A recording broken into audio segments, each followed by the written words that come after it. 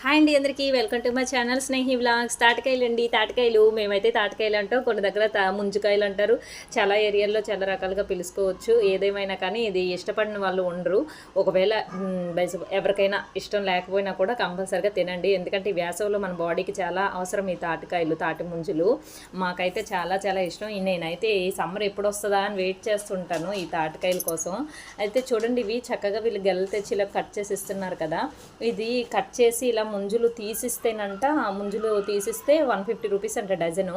ఇలా కాయల ఫలంగా ఇచ్చేస్తే డజన్ 100 రూపీస్ అంట. అది హైదరాబాద్లో మా అక్క వాళ్ళ దగ్గర, మా అక్క చెప్పింది. అది మేముండే ఏరియాలో అనకాపల్లి దగ్గర ఉంటాం మేముండే ఏరియాలో అయితే మాత్రం డజన్ 50 రూపాయలేనండి. అది ఏ ఏరియాలో ఎలా కాస్ట్ ఎలా ఉందో చెప్పండి. మీ కాస్ట్ మీకు తక్కువ అనిపించిందా ఎక్కువ అనిపించిందా కూడా కామెంట్ చేయండి తప్పకుండా.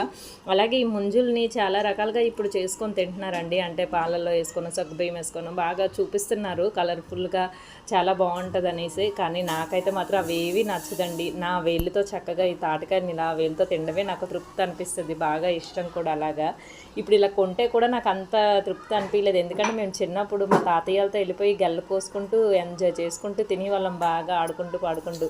ఇప్పుడు ఇలా కొనుక్కొని తింటే కూడా అంత అనిపించలేదు ఎందుకో. Please subscribe my channel.